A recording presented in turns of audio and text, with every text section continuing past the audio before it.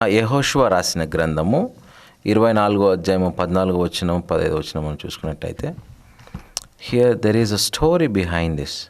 కాబట్టి మీరు యెహోవాయందు భయభక్తులు గలవారై ఆయనను నిష్కపటముగాను సత్యముగాను సేవించుచు మీ పితరులు నది అద్దరిని ఐగుప్తులోను సేవించిన దేవతలను తొలగదోసి యెహోవానే సేవించుడి. ఆమేన్. ఇప్పుడు బాగా అర్థం చేసుకుందాం ఈ సినారియోని. మనకు ఇప్పుడు బాగా తెలుసుకోవాల్సింది ఏంటంటే, దేవుడు ఆయన ఏదో విషయాన్ని మనకు చెప్తున్నప్పుడు దాన్ని మనం లోబడవలసిన వారమై ఉన్నాం.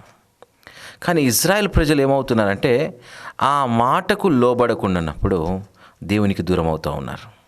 ఆయన ప్రణాళికకు దూరం అవుతున్నారు.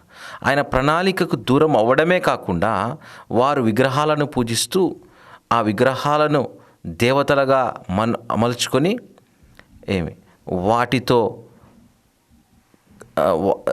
దేవతలుగా అమర్చుకొని వారు ముందుకు వెళ్తూ ఉన్నారు. సో దేవుడు యెహోషువ ద్వారా మాట్లాడుతున్నాడు, అయ్యా ఇది కాదు పద్ధతి, you need to obey the God's word and